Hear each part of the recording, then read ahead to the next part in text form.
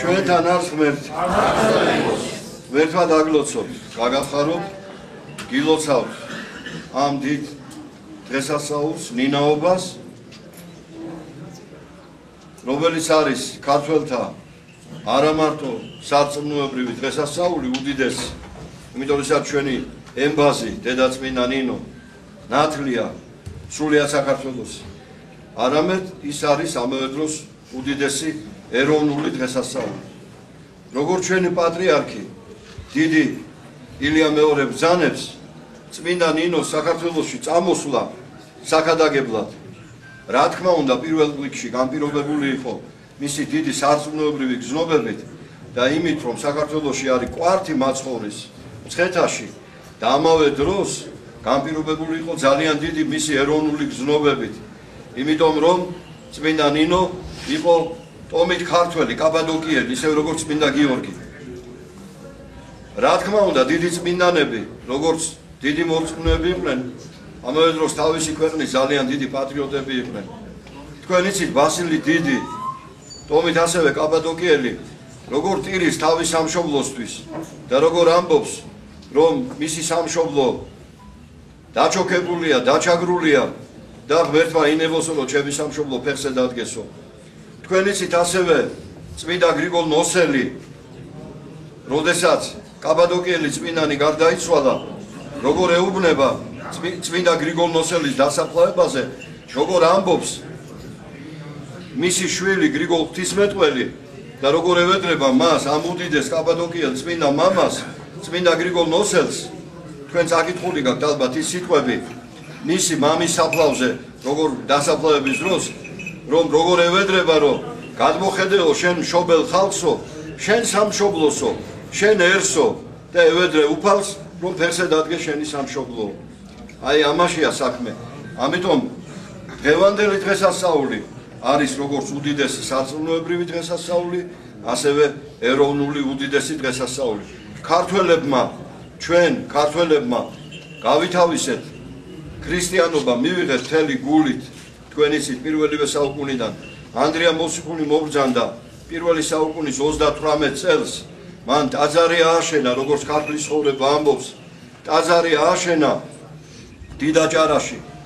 სოფელია ესა ხულოს რაიონში, იქ აკურთხა სამღვდელოება, ხატი დააბრძანა იქა და იქ აკურთხა მონათლა უამრავი ხალხი და მერე სამღვდელოება აკურთხა ჩვენ ხალხს აჭარლებს, ანუ საქართველოს. აი აქედან იწყება საქართველოს ეკლესიის ისტორია. ჩვენ უძველესი ქრისტიანები ვართ. შემდეგ მან მთელი საქართველო მოიარა, თქვენ იცით, ყოველი საქართველო მოვლო, როგორც ამბობს რუისურბნისის საეკლესიო კრება და ძველი ჩვენი საისტორიო თხზულებანი. და შემდეგ გააქრისტიანდა უამრავი ქართველი. თქვენ იცით არქეოლოგიური გათხრების შედეგად აღმოჩენილია ცხეთაში აღმოჩენილია და საქართველოს სხვა კუთხეებში პირველი, მეორე, მესამე საუკუნის ქრისტიანული სამარხები. პირველი, მეორე, მესამე საუკუნის ქრისტიანული სამარხები. ძალიან ბევრი ქრისტიანი იყო საქართველოში, ოღონდ ეგ იყო რომ სახელმწიფო მეფე არ იყო ქრისტიანი, სახელმწიფო კარი და ამის შედეგად საქართველო ითვლებოდა არაქრისტიანულ ქვეყნად. ამიტომ მისია წმინდა ნინოსი იყო რომ გაექრისტიანებინა საქართველოს ხელისუფლება და შედეგად მონათული იყო შემდეგ დანარჩენი ერი, რომელიც ჯერ არ იყო ქრისტიანი. და აი წმინდა ნინომ ეს მისია წყინვალედ შეასრულა. მან დედაღვთისმშობლისაგან მიიღო ლოცვა-კურთხევა წამოსვლის, ჯვარი გადაცა ყოლა წმინდა ღვთისმშობელმა.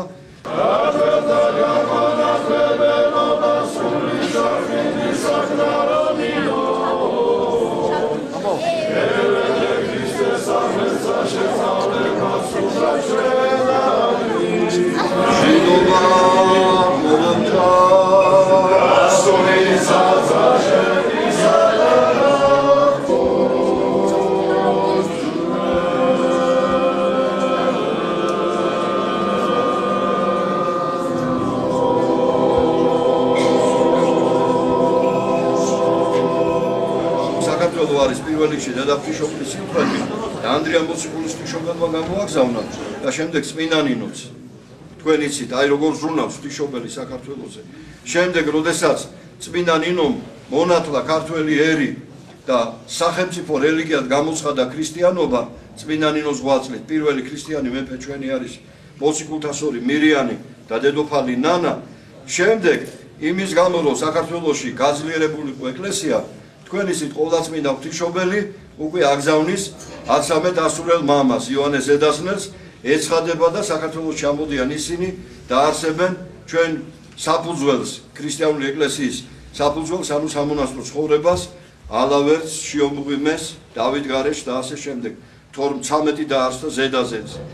და ამის შემდეგ როცა ეკლესია ძალიან გამტკიცდა უკვე საქართველოში ყოვლადწმინდა ღვთისმშობელი აგზავნის, როცა მოაწყო უკვე მთლიანად ეკლესია ღვთისმშობელმა, ჯერ ანდრია მოციქული გამოაგზავნა თავისი უხვად ქვეყანაში, შემდეგ წმინდა ნინო გააქრისტიანა სახელმწიფო რელიგიად გამოაცხადებია საქართველოში ქრისტიანობა, შემდეგ მონასტრები დააარსა და განამტკიცა სარწმუნოებრივი რჯული 13 ასურელის მიერ, მამის მიერ, შემდეგ უკვე უფალი დედაღვთისმშობლის ლოცვა-კურთხევით, ესე იგი დედაღვთისმშობელი აგზავნის უფლის ლოცვა-კურთხევით საქართველოში საერო მმართველობას.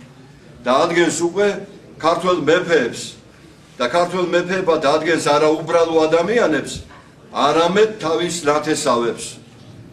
თქვენ იცით რომ საქართველოში წამოვიდნენ მართალი კლეოპას შთამომავლობა, ეს იყო მართალი იოსების ძმა და რახან მართალი იოსები და მარიამ დედაღვთისმშობელი ორივე დავით წინასწარმეტყველის შთამომავლები იყვნენ, დავით წინასწარმეტყველისა, ჩვენი დიდი ბიბლიური მეფისა, რომლის ფსალმუნებსაც ჩვენ ნებისმიერი მორწმუნე ყოველთვის კითხულობთ, აი ღვთისმშობელი აგზავნის დავით წინასწარმეტყველის შთამომავლობას, ანუ თავის უახლოეს ნაცევებს ბიძაშვილებს საქართველოში და ქართველი ხალხი გვარამს, რომელიც შემოვიდა ერთ-ერთი მათგანი საქართველოში, იმ წუთშივე ერისთავრად ირჩევს და მეფედ აკურთხებს.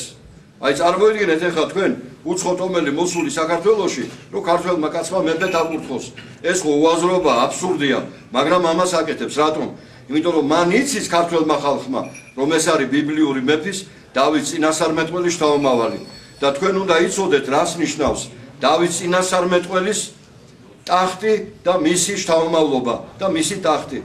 თქვენ იცით, რომ ბიბლიაში ესე წერია ძველ აღთქმაში და განსაკუთრებით ფსალმუნებში. უფალი ამბობს, რომ იმის გამო, რომ დავითი არის ყველაზე ერთგული ჩემი და მე ამის გამო ის დავადგინე მეფედ, ისრაელის მეფედ, მისი ტახტი სამარადისოდ იქნებაო ჩემ წინაშეო. სამარადისოდო, თუ ის მე შემწოდავსო, მასო მე ტახტს დროებით წავართმეო, მაგრამ არასოდეს არ ავიღებ მასზე ხელს, მასზე ჩემი კურთხევა იქნება ყოველთვის და ეს ტახტი უკუნისამდე იარსებებსო. უკუნისამდე იარსებებსო და დავითიო დამიდგენია პირმშო დედამიწაზე ყველა მეფეთა შორის, ანუ ყველა მეფეთა შორის ყველაზე აღმატებული არის დავით წინასწარმეტყველი და უფლის აღთქმა არის მასზე, წაიკითხეთ, განსაკუთრებით წაიკითხეთ მე-12 კანონი, იქ წერია ეს, როგორ პირობას აძლევს უფალი ძალიან ბევრ ფსალმუნებს შერია მაგრამ განსაკუთრებით მე-12 ფსალმუნში როგორ აძლევს პირობას უფალი დავით წინასწარმეტყველს რომ მისი ტახტი უკუნისამდე იქნება დედამიწის დასასრულამდე სამყაროს დასასრულამდე და თქვენ გაიხსენეთ რას ამბობს შემდეგ გაბრიელ მთავარანგელოზი როდესაც მაცხოვარი იშვება ძეღვთისა ღმერთი სამყაროს შემოქმედი ნახეთ რას ეუბნება მარიამ დედაღვთიშობელს მთავარანგელოზი გაბრიელი შენ ბიჭი გეყოლება შვილიო ძეო და მას სახელად იესოს დაარქმეო სულიწმინდისგან იქნება ესო სულიწმინდა მოვა შენზე და ძალიან მაღლისა დაგფარავ შენო ამიტომ წმინდა შობილს ძეღვთისა იქნება ემანუელ ღმერთი ჩვენთან არის და მისცემს მასო უფალი ღმერთიო თავისი მამის დავითის ტახტსო და მის მეფობას არ ექნება არასოდეს დასასრულიო აი ეს არის საოცარი ანუ დავითის ტახტი არის ქრისტეს ტახტი დავითის ტახტი არის სამყაროს გამჩენის ღმერთის ქრისტე ღმერთის ტახტი და ამიტომ საქართველოს განსაკუთრებულ პატივშია მთელ მსოფლიოში პირველ რიგში რომ ის არის დედაღვთიშობლის სიმხვედრი შემდეგ ის რომ აქ არის კვართიუფლისა დაფლული შემდეგ ის რომ საქართველოს ეკლესიამ მთლიანად ღვთისმშობელმა მოაწყო გამოაგზავნა ჯერ ანდრია მოციქული შემდეგ წმინდა ნინო და შემდეგ უკვე საქართველოს სამეფოს მყრობელად ანუ ქართველ მეფებად გამოაგზავნა ის ხალხი რომელზედაც უფალს ნათქვამი აქვს რომ შენი ტახტი დავითისო უფალო უკუნისამდე იქნებაო და რომელზეც ახალ თქმაში ნათქვამია რომ მისცემს მას უფალი ღმერთი ქრისტეს თავისი მამის დავითის ტახტს და მის მეფობას არ ექნება დასასრული არსად აღარ არის დავით წინასწარმეტყველის ტახტი მხოლოდ საქართველოსია თქვენ იცით დავით მეფე იყო 78 მუხლით დავით წინასწარმეტყველის ქართველი მეფეები ქართველი ისტორიოგრაფია ამას ძალიან დიდი სიამაყით ამბობს თავად დავით აღმაშენებელიც თქვენ ჩვენ დროშას დავითიან იესიანი ქვია დავითიან იესიანი იესე ერქვა დავით წინასწარმეტყველის მამას თქვენ იცით ეს ამიტომ ასეთი პატივდებულია ივერიაში არის ტახტი დავით წინასწარმეტყველის რომელიც არის ქრისტე ღმერთის ტახტი თქვენ იცით ჰეროდემ რომ მოკლა ის 14000 ბავშვი მიზანი მისი ერთი იყო მოეკლა ქრისტე ახალშობილი რახან ვერ მიაგნო და მაცხოვარმა გაასრო ეგვიპტეში ყრმა მაცხოვარმა ჩვილმა მან 14000 პატარა ბავშვი დახოცა რომ იქნებ მასში მოყვესო ის ახალშობილიო რატომ იმიტომ რომ მან იცოდა რომ იესო ქრისტე არის კანონიანი მემკვიდრე ისრაელის სამეფო ტახტისა და უნდა მოეკლა ის იმიტომ რომ მას თვითონ ჰეროდეს უკანონოდ ჰქონდა ისრაელის ტახტი მიტაცებული პომპეოს ქრთა მიმიცა რომის იმპერატორის წარმომადგენელს თავარსარდალს და ტახტი დაისაკუთრა და დახოცა მთლიანად დავით წინასწარმეტყველის შთამომავლები ცოლისმა მოკლა სიმამრი მოკლა სულ ყველა დახოცა რომ ტახტი იმიტომ იცოდა თვითონ უკანონო იყო და ტახტშემედავებიანო და როცა გაიგო რომ ქრისტე იშვება ბეთლემში მან იცოდა ძალიან კარგად რომ ეს იყო დავით წინასწარმეტყველის მემკვიდრე პირდაპირ მემკვიდრე ტახტის მემკვიდრე რომელზედაც უფალს ნათქვამი ჰქონდა რომ მისი ტახტი უკუნისამდე იქნება და ამიტომ გამოეკიდა მოსაკლავად და ეს ტახტი ისრაელში რო შეწყდა ისრაელის სოდების გამო გაგრძელდა საქართველოში იმიტომ რომ არ შეიძლებოდა რომ ეს ტახტი გაუქმებულიყო არ შეიძლებოდა რომ საფრთხო ტახტი გაუქმებულიყო იმიტომ რომ სოფლიოში უამრავი ტახტებია უამრავი მონარქიებია მაგრამ ისინი ჩვეულებრივები არიან ავიღოთ ნებისმიერი გოგენცოლერნი, კაპეტინგი, მორავინგი, ტიუდორი, რა ქვია, რამდენ თუნდაც რომანოვები, ნებისმიერი ან თუნდაც საბერძნეთის ასე ვთქვათ, სამეფო დინასტიები. ესენი ჩვეულებრივი დინასტიები იყვნენ, მაგრამ საქართველოში ქრისტეს ტახტია. საქართველოში დგას დავით წინასწარმეტყველის ტახტი, რომელზედაც არის ნათქვამი, რომ ეს ტახტი არის ქრისტე ღმერთის ტახტი. როგორც გაბრიელ წინასწარმეტყველმა უთხრა მარიამ ყოვლადწმინდა ღვთისმშობელს მისცემს თავისი მამის ტახტს მას უფალი დავითის ტახტს და მის მეფობას არ ექნება დასასრული. აი ესეთი ქვეყანაა ივერია. აი ასეთი ქვეყანა მოაქცევია ყოვლადწმინდა ღვთისმშობელმა დედაწმინდა ნინოს და ეს უნდა გვახსოვდეს ჩვენ ყოველთვის რომ სარწმუნოება ჩვენი მარტო კი არ არის მართლმადიდებლობა და დღევანდელი გასასწაული ეს არის ჩვენი ეროვნული არსი ეროვნული არსია ეს ჩვენი ქართველი ხალხი სული და ხორცი ჩინაგანა თავიდან ბოლომდე არიან ქრისტიანები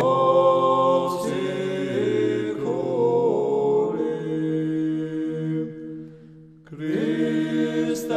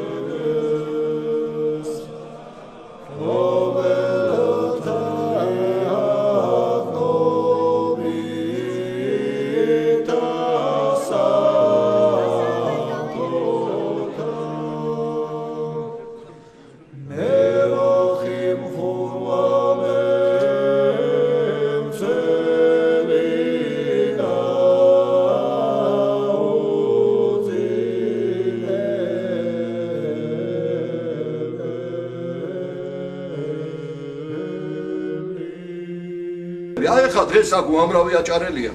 აბა ჩამოდით აჭარაში. უამრავი ჯერ ერთი უამრავი ხალხი ინათლება აჭარაში. მეორე აჭარაში შინაგანი ბუნებით ქართველი კაცი ყველა ქრისტიანია. ჯერ ერთი საოცარი მოკეიფეები არიან კაცო. ისეთ სადღესელოები იციან, ისეთი კეიფი იციან, რომ მოგეცათ ხენა, აქეთაც არ იციან იმდენი და ისეთი. და ამიტომ რატომ? იმიტომ რომ ქართველი კაცი სადაც არ უნდა იყოს ის გენეტიკურად, ბუნებით ყველა ქრისტიანია. რაღაცა მიატყეფეს, მოატყეფეს, ამას ჩვენ მოვიცილებთ. ჩვენ ბუნებით ქრისტიანები ვართ, ჩვენ დაბადებით ქრისტიანები ვართ, ჩვენ წმინდა ნინოს ხალხი ვართ, ჩვენ ანდრია მოციქულის ხალხი ვართ, ჩვენ დავით აღმაშენებლის ხალხი ვართ, ჩვენ დავით წინასწარმეტყველის ხალხი ვართ, ჩვენ დედა ღვთისმშობლის ხალხი ვართ და ჩვენი ტახტი სამეფო არის ქრისტე ღმერთის ტახტი. ეს უნდა გვახსოვდეს ყოველთვის. და საქართველოში ძალიან მალე აღდგება ბაგრატიონების, ანუ ქრისტეს ტახტი. ბევრი ებრძვის ამას. ძალიან ბევრი არიან ესეთ მასონები ქვია სახელად. რატო? იმიტომ რომ როგორც ჰეროდე გამოეკიდა მოსაკლავად, ისე დაძდევენ ისინი ქრისტეს მოსაკლავად. მაგრამ ამაოა მათი ცდელობა საქართველოში აღდგება ეს ყველაფერი და საქართველო გამწყინდება. ვერთად აგლოცოთ. გაგახარო. დიდება და მადლობა უფალს, რომ ჩამოხვედით. ეს კუთხე არის უძველესი ქართული კუთხე. ეს კუთხე არის უძველესი ქართველ მეფეთა საზაფხულო რეზიდენცია. აქ ასეულათასობით ქართველი საფლავია და აქ უამრავი ქართველი სისხლი დაიქცა სარწმუნოებისთვის. ვერთად აგლოცოთ, გაგახაროთ, გაგაძლიეროთ და მადლობას უხდი მეუფეს, ეფრემს, აჭარებს, გამრეკელიძეს, ჩემ ტყუპისა, ჩვენ ერთად გამოგვირჩიეს ერცინოზე. დემთავრებად ჩამობრძანებისთვის და მისი წყინვალე გადაგება მინდა რომ ეხლა ღმერთმა მოგასმენიოთ თქვენ ყველას. მადლობთ მეუფეო, თქვენო ყოვლადო საუნდებლოსობო, მამანო, ძმანო და დანო, მე მინდა ყველას მოგილოცოთ ეს წყინვალე დღესასწაული, როგორც მეუფემ ბრძანა ჩვენთვის სულიერი და ეროვნული დღესასწაული. მართლაც ქრისტიანობამ შექმნა ერთიანი საფუძველი ჩვენში ეროვნული ცნობიერებისა, ეროვნული იდეოლოგიისა. ყოველთვის ამაზე იყო დამყარებული საქართველოს სულიერი და სახელმწიფოებრივი ერთობა. მე შეგახსენებ გრიგოლ მერჩულეს სიტყვებს, ქართლად ფრიადი ქვეყანაა ღირაცხები, სადაც ქართულითა ენითა ჟამი შეეწირვის და ლოცვა ყოველი აღესრულების. ასეთ სულიერ საზღვრებს აულებდა ქართველი ადამიანი, ასე მოიაზრებდა საქართველოს და სწორედ ამ ნიშნით ყველა კუთხე საქართველოსი დაწყებული ჯავახეთი და დამთავრებული აფხაზეთი და კიდევ იქეთ, რომელიც დროებით საზღვრებს იქეთ არის დარჩენილი, არის ერთიანი, დიდი, უძლეველი და მარადიული საქართველო. სწორედ ამ ქვეყანას, ამ დიდ საქართველოს მინდა უსურვო წმინდა ნინოს შემწეობა. ჯავახეთი არის წმინდა ადგილი. ეს ის ადგილია, სადაც პირველად დაადგა წმინდა ნინომ ქართულ მიწაზე ფეხი. როგორც მეუფემ ბრძანა ჩვენში ქრისტიანობის შემოსვლას გააჩნია ორი კარები, ორი კარი. ერთი უპირველეს ყოვლისა დიდაჭარა, ანდრია პირველწოდებულის ნაკვალევი და მეორე ჯავახეთი. აი ასე დაიწყო საქართველოს დიდი მოქცევა, დიდი ქრისტიანება, დიდი ტახტის დაბრძანება, როგორც მეუფემ ბრძანა და შეუძლებელია რომ ამ ადგილას არის მოდეს ქართული წირვა, ქართული გალობა, ქართული სიმღერა, არ იდიდებოდეს უფალი ყოვლადწმიდა სამება, არ იხსენებოდეს წმინდა ნინო და შემთხვევითი არ არის რომ ამ ადგილს ნინო წმინდა ქვია. ამიტომაც ეს დღე, როდესაც აქ იხსენიება წმინდა ნინოს სენობა არის განსაკუთრებული მნიშვნელობის დღე. აქედან ნინო წმინდიდან დაწყებული, ბოდბით დასრულებული, ეს ის სულიერი გზაა, რაც გაიარა წმინდა ნინომ. დიდაჭარიდან დაწყებული და კიდევ ჩრდილოეთ კავკასიის მიღმა დამთავრებული. ეს ის გზაა, რაც გაიარა ანდრია პირველწოდებულმა. სწორედ ეს ამ გზას თავისი ცხოვრებით უნდა გადიოდეს ყოველი ქართველი. თუ ამ გზით არ გავივლით, ვერ მივალთ ქრისტესთან. ეს არის ის გზა. ამ გზას ყოველი ქართველი უნდა გადიოდეს. ცხოვრებაში ერთხელ მაინც უნდა კონდეს გავლილი პირდაპირი გაგებით ფიზიკურად არსებობს უწმიდესისა და უნეტარესის ჩვენი პატრიარქის ლოცვა-კურთხევი. ეს გზა ანდრია პირველწოდებულის გზა, რომელსაც მორწმუნეები გადიან და წმინდა ნინოს გზა, რომელსაც ყოველწლიურად გადიან. აი სწორედ ესე წმინდა ადგილზე ისი უწმიდესობისა და უნეტარესობის ლოცვა-კურთხევით დაარსებულია ეს დიდი სავანე, დიდი სულიერების ცენტრი, დიდი სათნოების სავანე, სადაც ახლა ჩვენ ყველანი ვიმყოფებით. და თქვენი ცით უდიდესი მოღვაწე, უპირველესი წინამძღოლი და უპირველესი მემკვიდრე სწორედ ანდრია პირველწოდებულის ტახტისა, წმინდა ნინოს მიერ დაფუძნებული ჩვენი, ასე ვთქვათ, სულიერი მოღვაწეობის არის ჩვენი უწმიდესი და უნეტარესი. სწორედ მან დაიწყო ჯავახეთის ახალი აღორძინება, სულიერი შემომტკიცება სრულიად საქართველოსთან. იგი იყო პირველი ქართველი, რომელიც აქ ჩაეწერა და რომლის წყალობითაც, მოღვაწეობითაც აღდგა ფოქის ერათა მონასტერი იქიდან მოყოლებული. აი დღეს კიდევ 10 წელია ვაფრთხები მეუფე, ეს უდიდესი სავანი არის დაფუძნებული.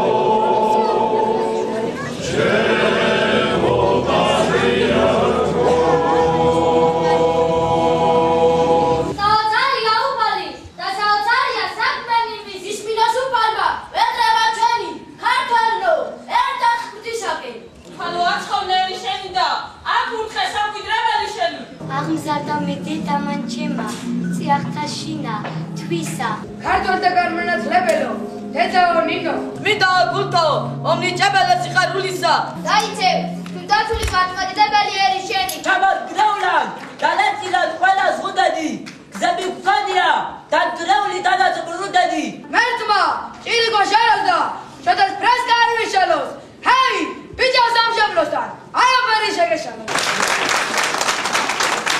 წლების მანძილზე მუშაობ ბავშვთა პანსიონატში. ლოცვა-კურთხევა მომცეთ მეუფეს პირიდან. ეს არის ჩემი მეორე სახლი. ძალიან კეთილი და თბილი სავანა. მე მყავს არაჩვეულებრივი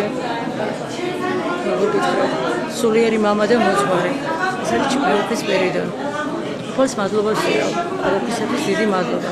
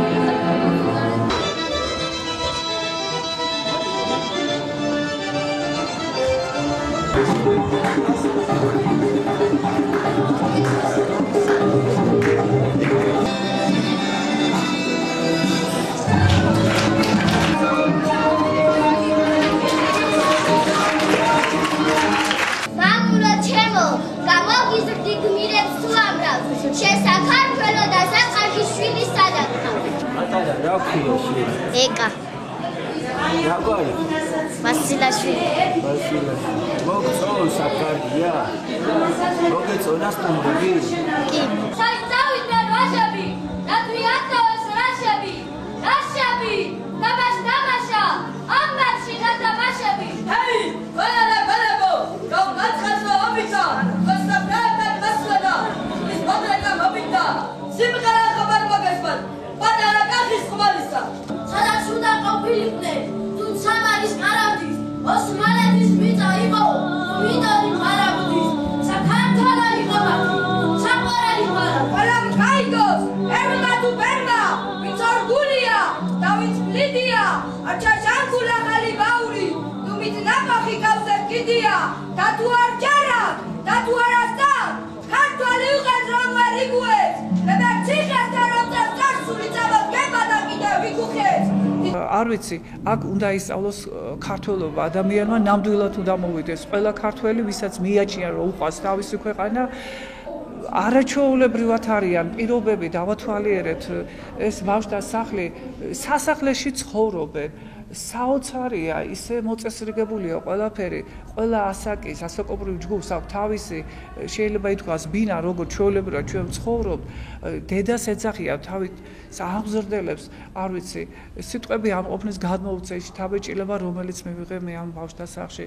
მე მინდა უღრმესი მადლობა გადაუხადო ჩვენს უწმიდესა და უნეტარეს, რომელმაც გაბედა და პირველი გახდა იგი აქ მოქალაქე, ალბათ დიდი ხნის განმავლობაში ეს სანატრელი იყო ყოველი ქართველისათვის.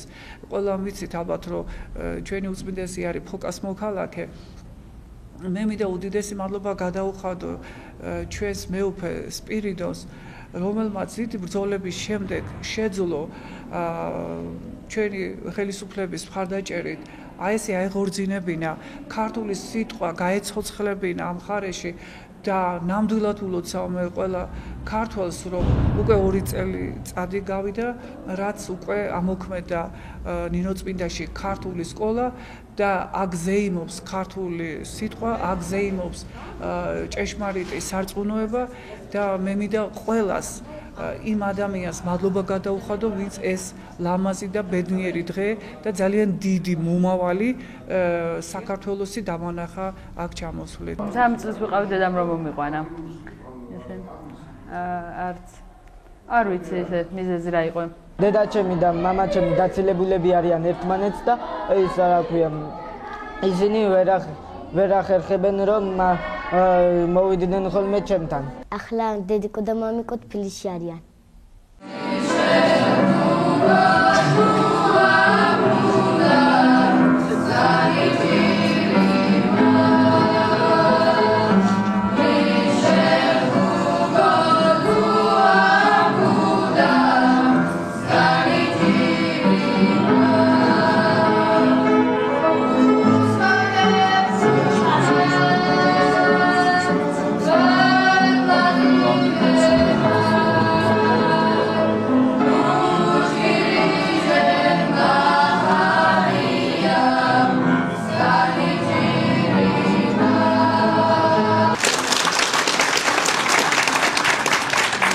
მამამ სანამ თურქეთში წავიდოდა სამუშაოდ, მანამდე მნახულობდა, მაგრამ ახლა ვეღარ მოახერხა.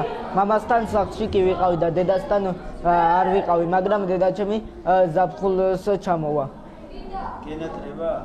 კი, ძალიან. დილით სკოლისთვის გვაღვიძებენ 9 საათზე, სკოლაში ვართ უკვე. მერე იქ გაკვეთილების პროცესი 2 საათამდე.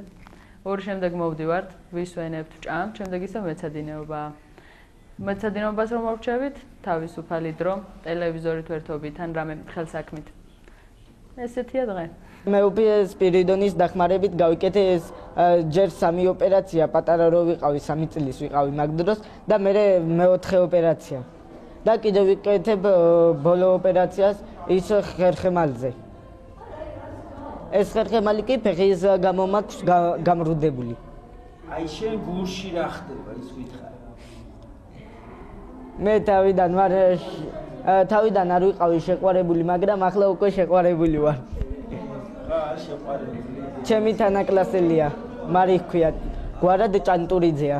დენაცალი შემოგერა. მაგრამ მას არ უყვარ ვარ. მე უკვე სპირიდონი ყველაფერი მან გამზარდა და ყველაზე ძვირფასი დედაზე, მამაზე. ძალიან კარგი. ჩემ გულში ძალიან დიდი მადლიერებაა და აქაურობა ძალიან მომწონს. და აქ მინდა რომ დავსახლდე. სწავლის გაგრძელება მინდა და მომავალში მინდა ესეთი კარგი ჟურნალისტი ვიყო. ნახევრად გორელი ვარ, ნახევრად კახელი და მთლიანად ნახევარზე მეტი კი ნინო წმინდელი ვარ.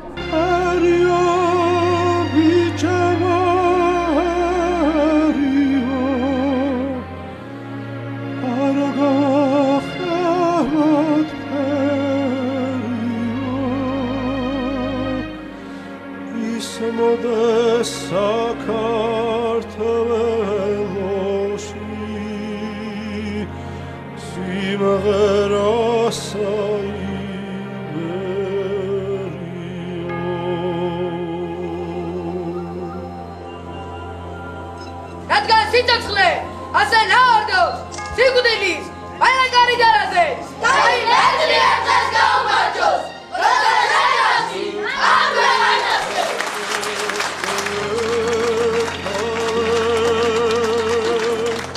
გვაქვს დაჭიმული მშვილდები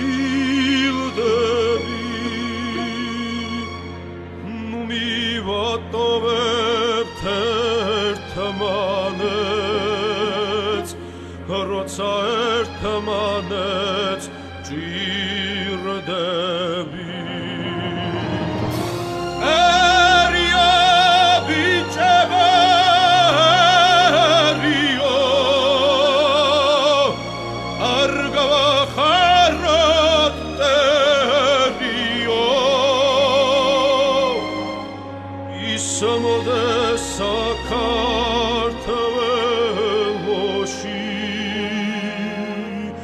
სიმღერა საიბ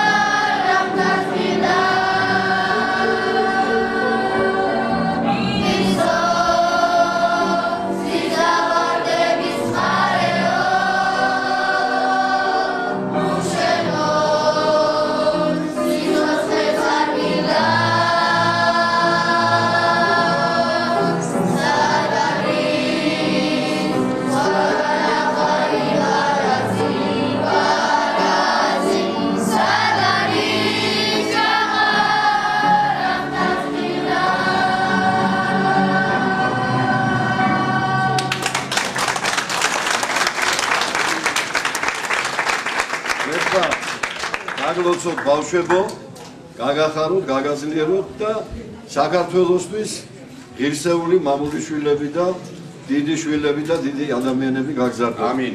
მე უკვე დაალოცეთ თუ შეიძლება და მე მინდა ვთხოვ ბატონ გიორგის საქართველოს მეცნიერებათა და აკადემიის პრეზიდენტს რომ მან დაგლოცოთ.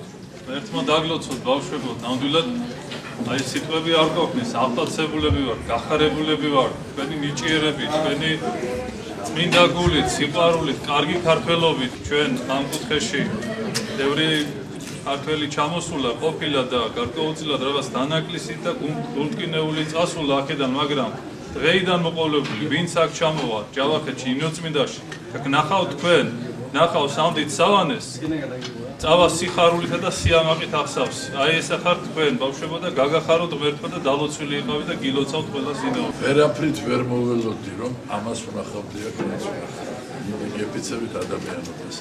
საოცრად განსვიფრებული ვარ, გახარებული ვარ. მე მგონი სიმაღლეშიც კი გავიზარდე ცოტა.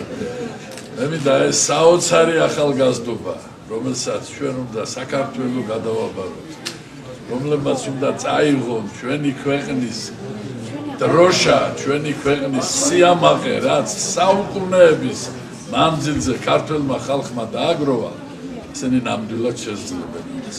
დამილოცნი ხარ, გახაროთ ღმერთი. ბედნიერება მოგცა. დიდი მადლობა. მადლობთ ბატონო გიორგი. საქართველოს ახალგაზრდობას გაუმარ! გაუმარ! გაუმარ!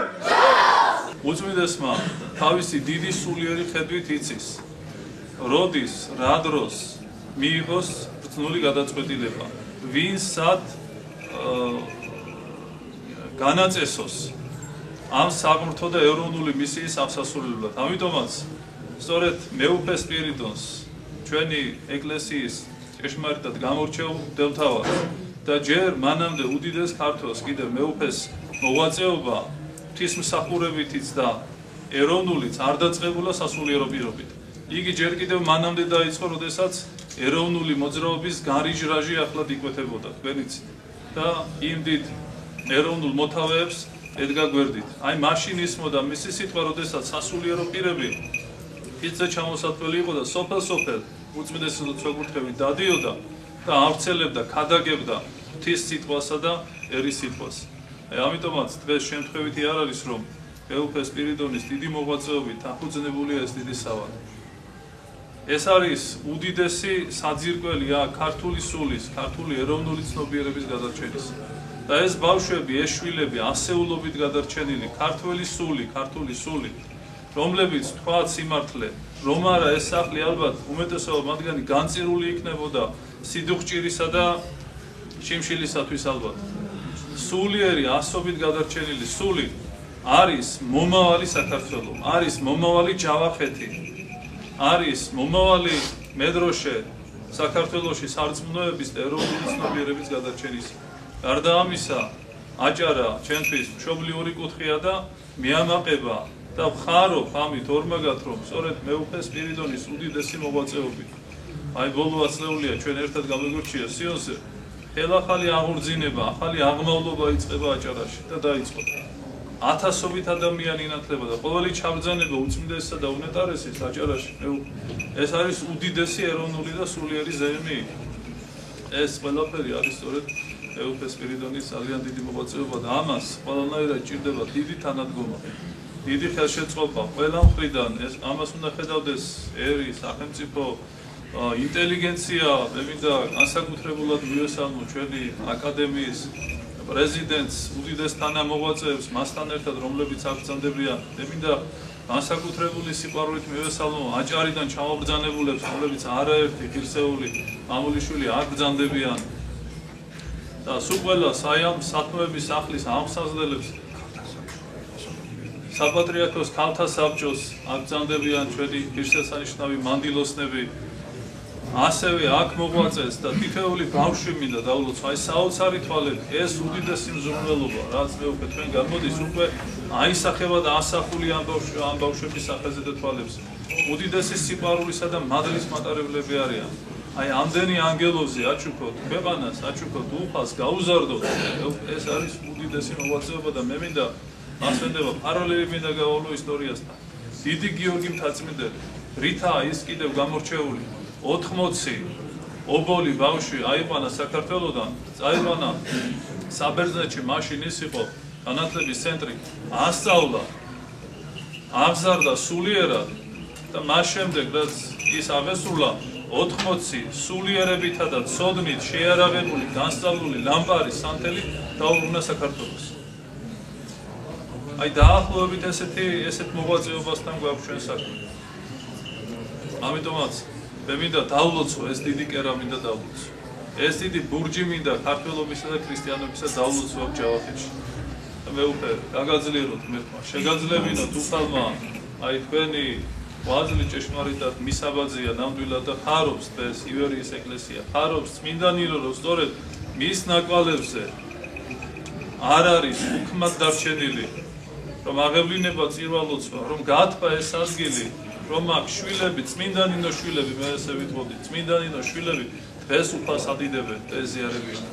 ღმერთმა გაგახაროთ, ღმერთმა დაგლოცოთ. სწორედ ჯავახეთიდან მინდა მიულოცო სრულიად საქართველოს ლევანდელი დღე და ჯავახეთიდან შეეწიოს მინდა ნინოს ლოცვები თქვენ და სრულიად საქართველოს. დიდი მადლობა და ღმერთმა გაგახაროთ. მადლობა მეუღლე ამჟამად.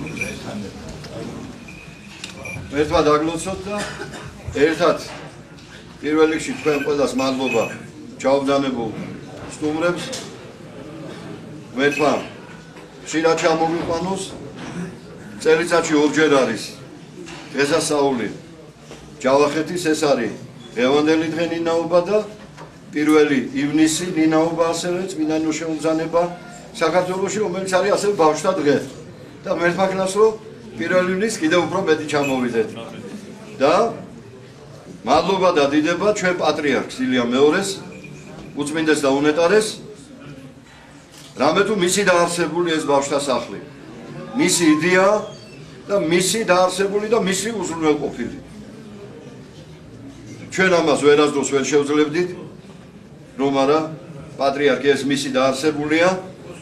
აი ხა ვინც იცის საქმე დეტალურად, მან ძალიან კარგად იცის, რომ აქ ჩვენ უბრალოდ ვართ, როგორ გითხრათ ეხლა, როგორც რიგითი მოქმედი ადამიანი და ფაქტიურად ყველაფერი პატრიარქის გაკეთებულია და ჩვენ უბრალოდ ვართ შემსრულებელი. ღმერთმა დაგლოცოთ, გაგახაროთ, გაგაძლიეროთ, მოგცეთ ძალიან დიდი მადლი და წყალობა.